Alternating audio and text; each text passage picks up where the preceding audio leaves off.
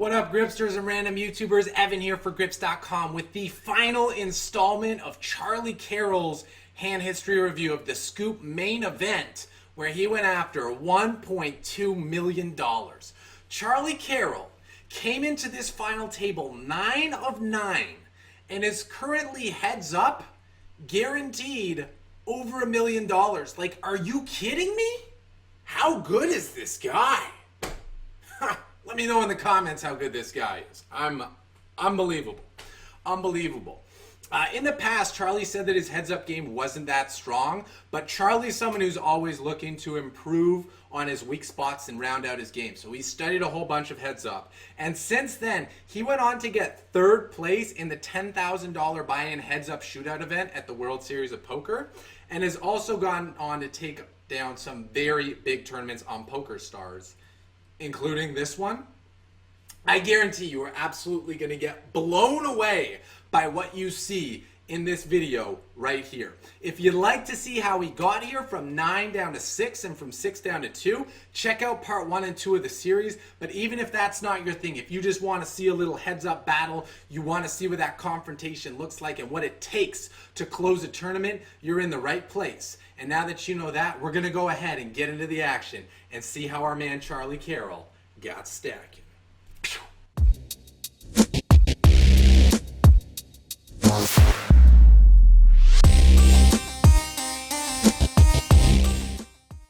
And so Harrison's saying, do you want to chop? And Charlie's saying, yeah, I mean, I'll look, but I gotta, yeah, love it. I gotta look, but I want a little more. You know, I've taken the old upswing course. I know how to play my heads up. Shout out to Doug Polk and the great people at Upswing Poker for some fantastic courses. And shout out to Pratush Baduga for your latest MTT course, which might take a little gander, and I could say it's some pretty good stuff. Might be worth the old investment. Some really top shelf content from the guys at Upswing Poker, who just always, you know, they started out amazing, they continue to be out amazing. Looks like we are going to get the ICM numbers, lesson number 1 of negotiations. In the battle of silences, he who speaks first loses. Rule number 2 of negotiation: don't be the one to make the decision. Tell him someone else has to make the decision for you. You got to check in with your guy. You know, with business, it's your boss. With poker, it's your backer. Check in with your guy. And now we are going to be playing heads up. First, let's get the numbers and see how much our boy Charlie Carrell is guaranteed. That kid was he was on another level since the beginning because he just spent so much time studying. He'd watch so many videos, hours and hours of videos, and then he would like work with the coach. And then when he learned everything he could from that coach, he'd get another coach, another coach, another coach. And that's really what the learning process is. To get great at something, you want to study, practice, review. Study, practice, review. Study, practice, review. Study, practice, review. And in doing that process, you will get the freshest information. You will embody it so you actually understand what it is instead of it just being up in your head and overwhelming thoughts. And then when you review, be it by yourself or with a coach, you're going to get that feedback on what's working, what's not working, what do I need to tinker with, and what am I maybe not seeing that someone else sees. We are officially heads up in the Poker Stars Spring Championship of Online Poker $10,000 buy-in main event. Charlie Carrell comes into the heads-up match with 15 million chips or 50 big blinds. Harrison Gimbel is starting with 19 million or 65 big blinds. The prize pool has been chopped up.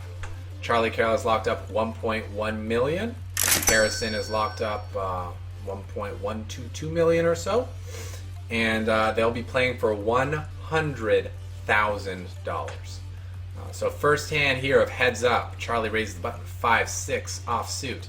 Harrison defends with 8-4 offsuit. You got to play those wide ranges when you're playing heads up. A lot of dead money out there to go after, and because people are raising with wide ranges to go after the dead money, you got to defend with wide ranges to protect your equity. Charlie fires the turn with nothing. No pair, no draw. Harrison with pair of eights is going to make the call. And that's a pretty dynamic river. A 9 now makes a straight. Ace King makes a straight, but no one has that. And diamonds have completed. Diamonds make a flush. So the best hand currently is a pair of 8s. So it doesn't look like much of a hand on this board. We got Charlie in the tank. Looks like a good bluff spot. Okay. 2.1 mil. That's about 3/4. Tough spot for Harrison to look him up with just an 8 here. It is a pair, but I mean, whoa. Okay.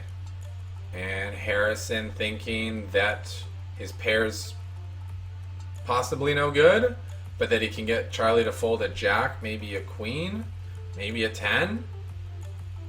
Wow. He's got the blocker with the 8 of diamonds, so he hits him with the check raise. I mean, what's Charlie doing? Like, it looks... Got nothing. Do you guys see that? No. 6 high. Bet. Opponent raise. Shove. Don't really know what to say. I guess Charlie thought Harrison is a pretty bluff happy player and likes to raise rivers at the bottom of his range. We did see he's been doing that before, and so it was a good spot to go for the rebluff. I don't know. I'm gonna write that one down, and hopefully we'll be able to talk to the king and find out what was going through his head when he made that play, because that was just on a whole nother level. There was like 2 million chips in the middle, and they both had nothing, and they put in like 20 million collectively on the end. Wow. Okay. Go Charlie. Go Charlie. That guy. Go Charlie. Go Charlie. Maybe use some Flopzilla to figure out that spot. Maybe that's his secret tool for finding these amazing bluff opportunities. I don't know. He knows. I'm gonna try to talk to him and find out. I'm not gonna try to speculate on that spot. That is a little outside my pay grade, just like a little bit, you know. I'm okay with that. Charlie firing the second barrel with the gut shot. Harrison's also got a gut shot, got a king high. I'd say pretty tough to call with king high for the second barrel, but after seeing what just happened that last hand, like, I don't know, man. I don't know. I'm just the ICMizer guy, right? I'm just the pre-flop jam and re-jam guy. These guys are the maniacal post-flop 17 bet. Whoa! Alright. King 7 good enough to open on the button. 9's for gimbal. Probably going to see a 3-bet here. 3-betting with intentions to get all the chips in the middle. 2 million. Charlie not interested. No thank you, sir. 5-8. Good enough for a raise? It's good enough for a raise, Charles. Of course it's good enough for a raise. Are you kidding me? 8 high heads up? I'm raising all day.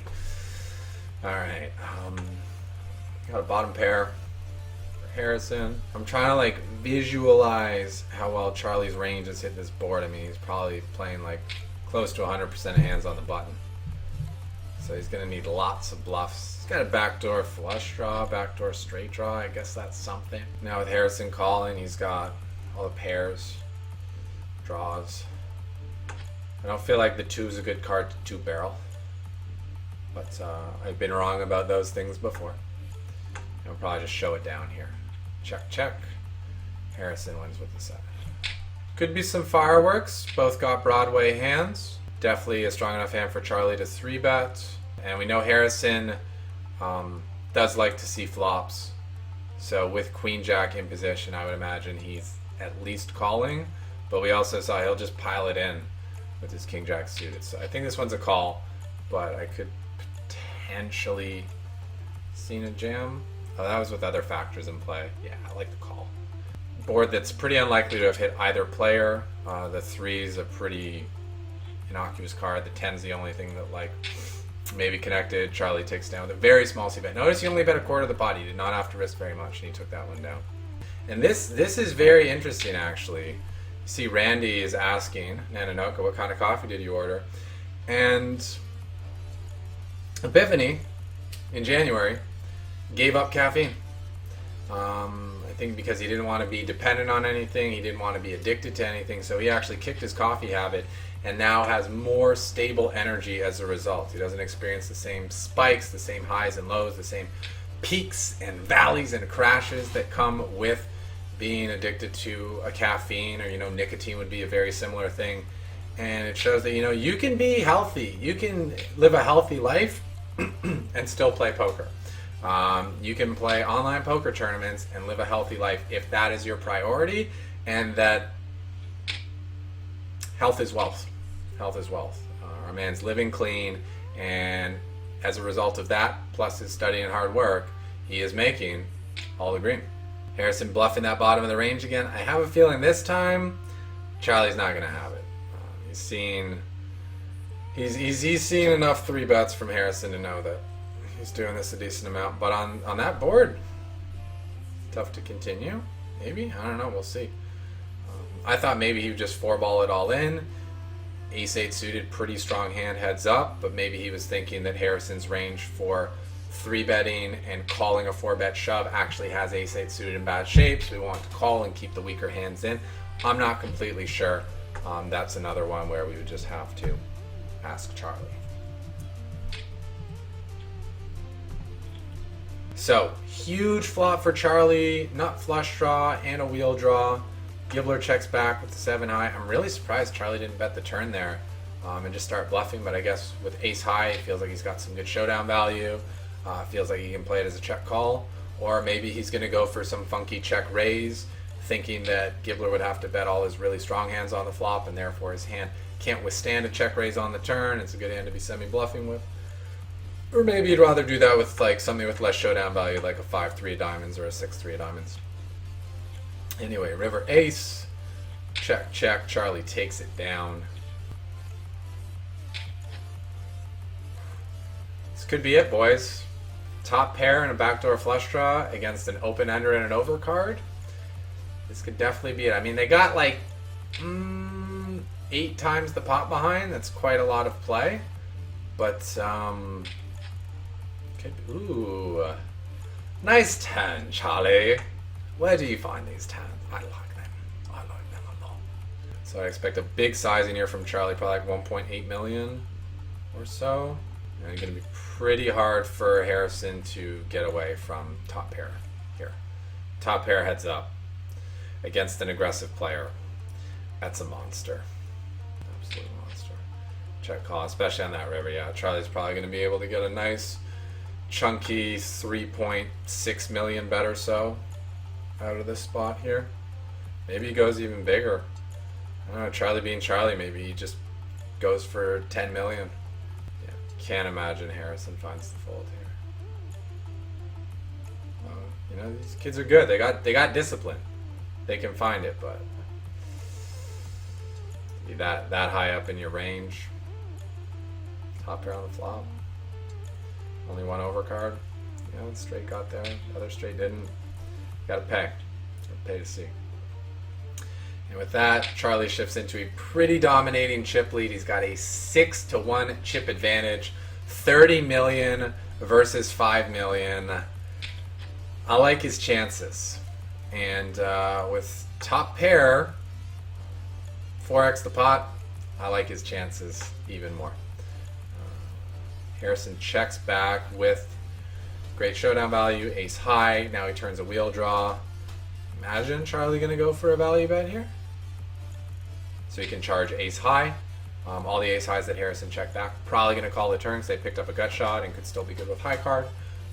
So Charlie is betting for value here with his 9. Harrison calling. This river, I feel like you could probably go for another value bet. If Harrison has a 4, a 3, or a deuce, Charlie can get paid by those. Ace high is probably going to check back anyway, so he might as well bet. And he goes for the over bet, representing some bluffs, takes it down. Chip lead increases. His opponent's only got 11 blinds. Charlie's going to start shoving a little wider, min raising a little less. Gets the walk.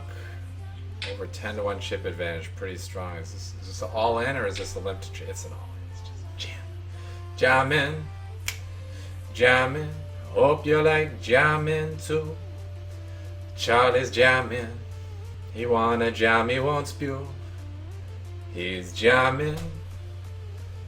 Man, my man is tanking on the Queen 4. Checked in the charts. Is it a call? Is Queen 4 a call for 9 blinds heads up? Nah, Queen 5. Queen 4 suited. Queen 4 off? No. And this looks like it's going to be a shove and a call. Charlie snaps with the A7. He's up against the 8-9. Great flop for Harrison. Double up. Show goes on. Now with Harrison having over 15 blinds, we'll probably see Charlie shoving less and doing a bit more of the whole min-raise thing that he was doing earlier. So the stack sizes really affect your strategy for heads up, whether you should be min-raising, whether you should be limping a lot, whether you should be shoving a lot. Depends on your opponent's tendencies. There's so many things it depends on. But we'll see that Charlie's mixing it up based on stack size. And again, you see he makes that really small c-bet, only a quarter of the pot, but it's enough to get the job done when his opponent is missed completely. We still got him to fold the better hand. Got his man off that queen high. Harrison with the queens, looking to extract a little value from a man. Charlie's bluff catch. He's like, come on, give me a bet. Just give me something. Just a little something. Would you just make a bet with anything? Charlie's like, nah, man. I know you're bluff catching. I'm not giving you a penny. Queens! How good is this guy? He picks one hand and he is spot on. Just perfect. Just exact. And we're ramming it with Jack 8 suited. Fine call with King 9. Can Charlie make a pair? Get there. Bam. And with that pot, Charlie Carrell has won the tournament, won all of the chips, and $1.2 million. Let me just read that again. With that final elimination, Charlie Carrell won $1,200,899.97. And that concludes my hand history review of the 2017 $10,000 buy-in scoop main event. Charlie Carrell is your winner, your champion, taking home $1.2 million, the title, the bracelet, and all the glory that goes with it. This has been absolutely incredible. I learned so much from watching this hand history with all the hold cards up. So many great players, so much great play, and I hope you did too. I hope you found this video educational and entertaining. I'd love to hear what your key takeaway was, so if you've got something big that you learned, please let me know in the comments section of this video what the biggest thing that you learned was as a result of watching this video. And if you're not the type to talk, but you did learn a thing or two, you just don't know what to say, go ahead and click that thumbs up button and give me a like to let me know that I'm doing a good job. If it's your first time here at Grips Poker Training and you haven't yet joined our team, please go ahead and subscribe to my YouTube channel to take your game to the next level and take a major step in becoming the best poker player you can be. If you enjoyed this series and this video, check out my biggest win ever, where I do a similar review of my biggest personal score on PokerStars. And if you're really loving these Scoop 2017 hand history reviews with all hole cards revealed, I got very good news for you. I've got yet another Scoop 2017 hand history review coming out next Tuesday. Same Grips time, same Grips channel. So if you want to check that out, you want to be notified when that goes live, don't forget to subscribe to my YouTube channel. Turn on those notifications and you will get notified immediately when that video goes live and be the first one to get access to that knowledge. What's inside my brain and what's inside the brain of all these incredible players playing for some of the highest stakes in the world. Did I mention the first place prize in the tournament we're going to be reviewing next is a cool $1 million? Yeah, big one. Big, big, big one. So I hope I'll see you there for the next video next Tuesday. Please like, comment, and subscribe. And when you're done with that, you know what to do. Take what you learned, go out there, and get stacking. Peace.